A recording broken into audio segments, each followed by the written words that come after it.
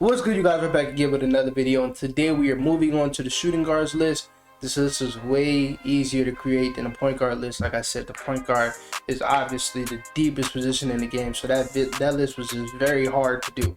But today we're here to do the shooting guard list. Now I must say, a couple guys that won't be on this list because basically I view them as small forwards is Paul George, Mikal Bridges, and if I'm not mistaken, I think I have Jaylen Brown, because to me they're small forwards. But then again, Jaylen Brown plays with Tatum, and Tatum is, to me, a small forward too. Okay, so Jaylen Brown is going to be on this list. So Paul George and Mikal, they won't be on this list. I understand they played the two a lot last year, but to me they're just not small forwards, so I just can't put them on this list. So let's start it off with number 10. At number 10 we have Klay Thompson. Now I felt like Klay had a very underrated season, and I feel like he got judged a lot because of the playoffs, and he wasn't good. He had a lot of games in the playoffs where he just was terrible, especially in that Lakers series, and he kind of sold them in that Lakers series. But during the regular season, Klay was very good. Like, he was very good, especially the time when when Steph Curry was out. Him, Jordan Poole, and Draymond was just helping the team stay afloat, even though they kept losing away games. But other than that, Klay Thompson was very good this season. This was one of his most efficient seasons, especially coming off back-to-back injuries like he had. We just gotta praise a guy like this that worked so hard to come back and didn't really phase. Like, he's still the same player that he once was. He's just not the defender that he was. And I'm saying that because back then he was elite. Right now, I still think Klay is a decent defender, but yeah, he had a very good season last year, and I'm very excited to see what he does this year, especially with Chris Paul just bringing another playmaker to the team. I think that's one of the most underrated things about this team going into next year is they have another playmaker. And a lot of people look at, oh, they lost Jordan Poole and they lost 20-point guy, but Jordan Poole was just wasn't a guy for the team. And we just have to admit that he wasn't the guy for the team, and Chris Paul fits way better with this team. So I can't wait to see how Klay looks next year. But yeah, Klay had a very good year, so that's what we have at number 10. Now we got Dante Murray at number 9, who's making his first appearance on the shooting guards list, and I feel like I had to put him on the shooting guard list because he's going to be playing shooting guard for the next 5 years since he just signed a long contract with the team. And I feel like he's one of the most underrated players in this league, man. I feel like he gets disrespected a lot.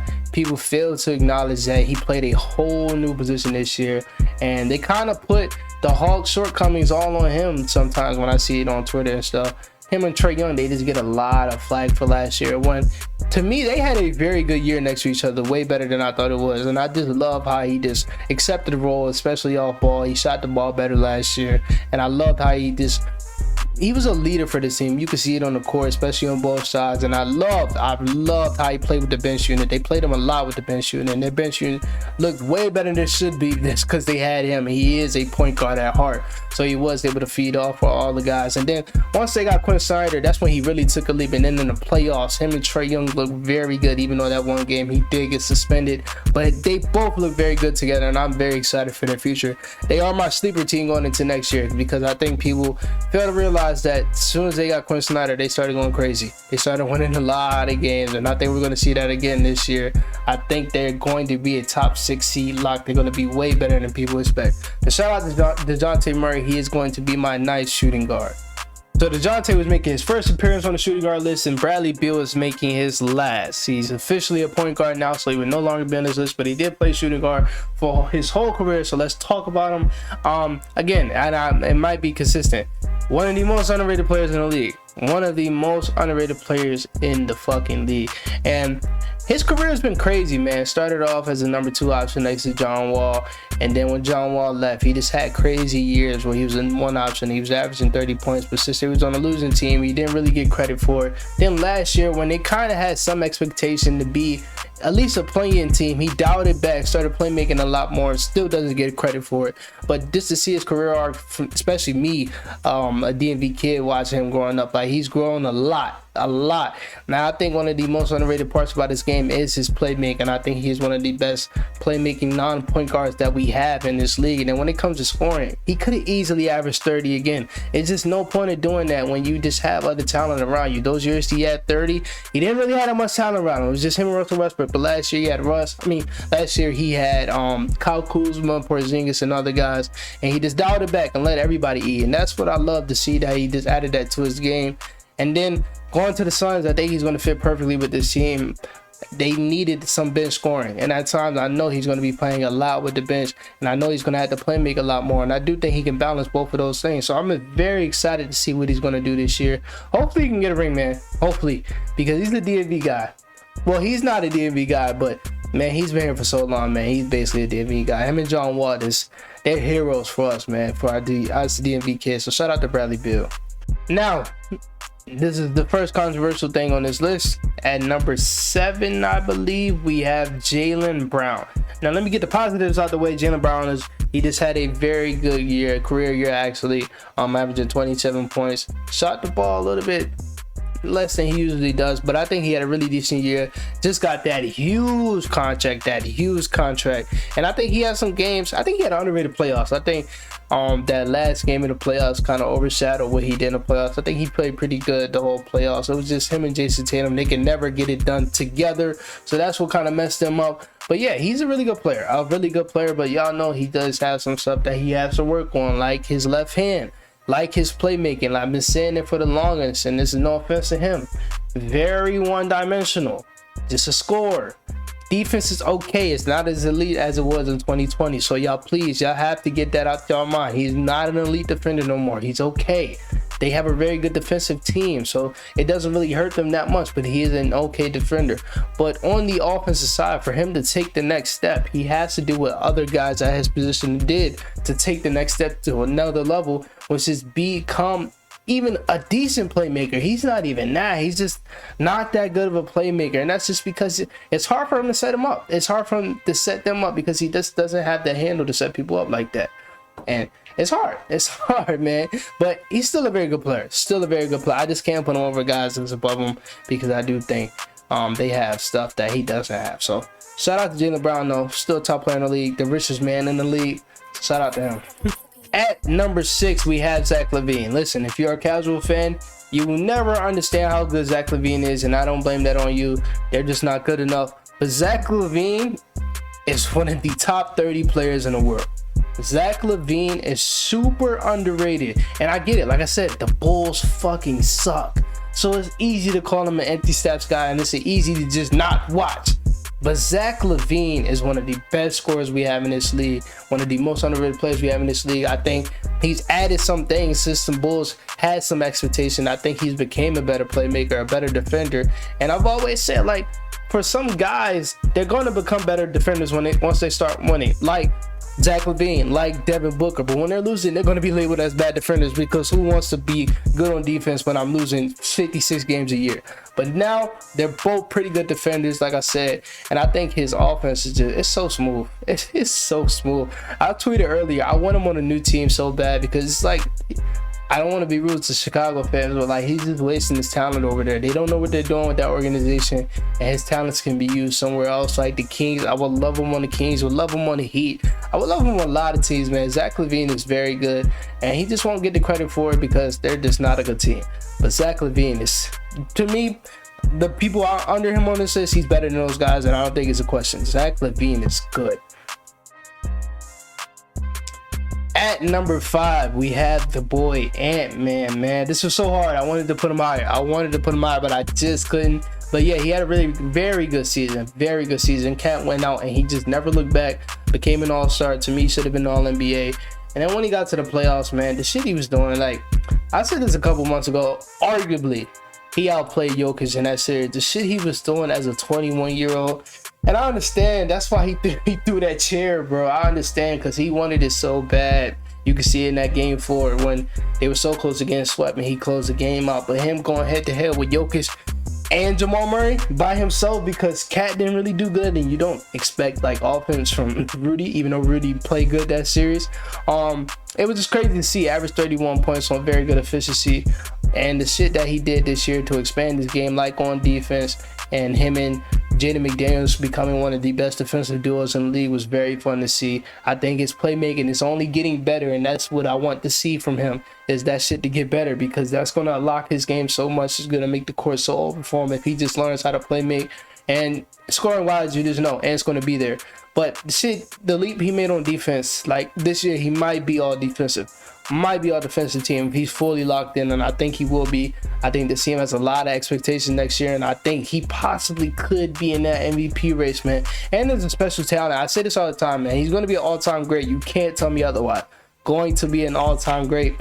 And like I said, shout out to all the guys below him, but you cannot fuck with Ant-Man at all, man. Ant-Man, he just got some shit you really can't tease. At 4, we have Donovan Mitchell. Now this is hard because I'm just tell y'all right now, the person over him was Kyrie Irving. I had this discussion with my friends after watching some Kyrie Irving clips, and it moved me. And then I had a discussion, and they told me I wasn't tripping for having Kyrie over Donovan Mitchell. But it's so hard to do it now that I'm looking at it, because Donovan did come off an MVP like season. Like, I understand what he did in the playoffs. I know that was pretty bad, but in the regular season, he played like an MVP. 28 points on crazy, and I mean crazy efficiency. His shooting, he set many shooting records this year, set many Cavaliers records this year. Y'all know the 71-point game. I do feel like the defense and the playmaking lack. That's why I didn't put him over Kyrie. But man, he had a very good season, one of the best seasons in Cavalier history. Took them to a 4th seed. We should have been in the finals if he just would have showed up. But yeah, man, Donovan had an amazing season. I can't wait till next season. I just hope these weird rumors are just not true, and he just signs an extension as soon as we are allowed to sign an extension, because that would just be a big slap in the face to media who just been saying he's going to the Knicks for the last 3 fucking years. Like, I can't wait till we do that. But man, shout out to Donovan Mitchell, man. I couldn't put him over Kyrie. I couldn't. At number 3, we have the God. I don't want to disrespect God like that. The Wizard. That's what they call him. The Wizard, Kyrie Irving. Like I said, it was so hard. I've been discussing this in my head for the last couple of days, talking to my friends about it. It's just the shit that Kyrie do. If accolades didn't matter, he would be a top 15 player of all time. I've never seen a person so talented with the ball in his hands in my life. And I've seen more talented players, yes. But the shit that Kyrie does with the ball, it's so weird. It is so weird, and he's so good at it, man. I think he's a better scorer than Donovan. I think he's a better playmaker than Donovan. I think he's a better shooter than Donovan. To me, they're both all-time shooters, but I think he's a better shooter than Donovan, better defender than Donovan, smarter player than Donovan. Like, I just think at all levels of the game, he is better than Donovan. And clutch, way better than Donovan. Like, if we had him in the offs, we would have been in the finals, man. Kyrie, he needs to start getting his respect. All the off-court shit is way out of proportion. Kyrie is one of the best we've ever seen of all time. Should have been top 75, one of the ghosts of the best. Oh my, I can't even talk while looking at this. Man, shout out to Kyrie, man. Kyrie's at 3. I'm sorry. At number 2, we have Shea Gilgeous-Alexander. Listen, I've been waiting to talk about Shea. I've been seeing a lot of stuff about Shea on the internet, about him being super overrated. Listen, Shea is one of the top 15 best basketball players we have in this league. And for you people that's saying we have to see it in the playoffs, please shut the hell up. That is one of the dumbest shit. That's one of the dumbest sayings I've ever heard in my life. When are we going to stop saying that about players, that we have to see it in the playoffs? That shit don't matter, and it don't make sense. I'm gonna give you plenty of examples where that shit just don't make sense. We have to see it in the playoffs for Devin Booker. Just had one of the most efficient playoffs we've ever seen. We have to see it in the playoffs for Brandon Ingram. This averaged 27, 7, and 7. And come on now, in his first playoff series. We have to see it in the playoffs for De'Aaron Fox. De'Aaron Fox just goes 7 games with the Warriors, averaging 30 points. Like, stop saying, why do y'all continue to set yourself up? If you literally look at him and saying he's going to drop off in the playoffs, then cool. But if you don't expect that, stop saying that dumb shit. He's going to be the same player when he gets in this playoffs. One of the best scorers we have in this league. One of the best isolation players we have in this league. One of the best finishers we have in this league. One of the best at getting to the rim we have in this league. And he's also a pretty good defender. He's also a good playmaker. We don't see it a lot. Why? Because he plays next to a very good playmaker in Josh Giddey. But Shea is a point guard at heart. He just moves to the 2 to play with Josh Giddey. So he's still a very good playmaker. Like I said, a good defender. He is better than a lot of people in the league. And yeah, he didn't make it to the playoffs. He's on a fucking rebuilding team. That's the point. But now that they actually have some expectations, got some players around them, watch what they do this season. He just came off an MVP year, and y'all gonna criticize him because he hasn't made the playoff. Y'all sound so stupid. I hate that. I hate it, bro. It don't make no sense, bro. Shea is one of the best players we have in this league, and if you don't understand how good he is, just watch. Please, just watch. One of the most unguarded, I was about to say if not, one of the most unguardable players we have in this league. So shout out to Shea, he's that too, but he cannot fuck with number one. Hey, listen, man, Shea can fuck with a lot of people, but not D-Book. D-Book is number one. He has number one on his jersey for a reason. D-Book is the best shooting guard in the league, and I think it's pretty much by far. Like, shout out to everybody else. D-Book is the best shooting guard in the league by far.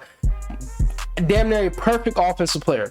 Damn near a perfect off. The only reason why he's not perfect because the shooting keeps going down from three. Like, he shot 34% last year. But we all know, voice crack crazy. We all know D-Book is a shooter.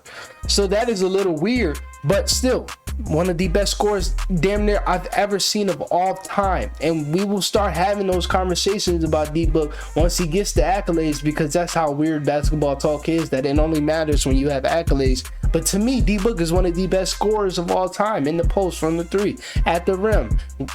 Damn near the best playmaker that's not a point. Oh, hold on.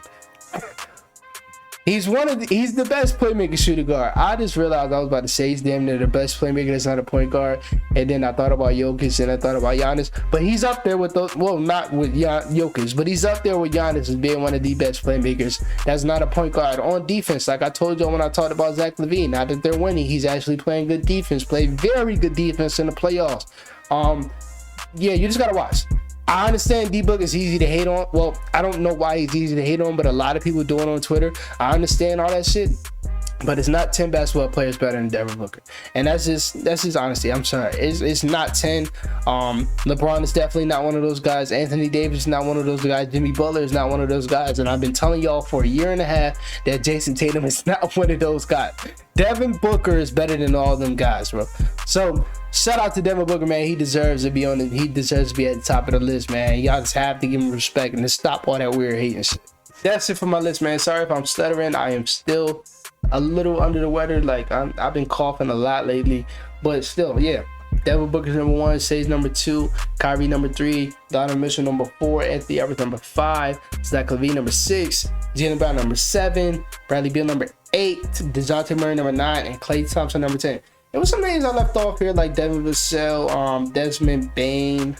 I feel like I'm forgetting some other names, but it's also a deep position, not as deep as the point guards, but at the top, it's hard to rank because from like 2 to 4, all interchangeable. You could say Shea's better than D-Mitch. I mean, you could say D-Mitch better than Shea, better than Kyrie.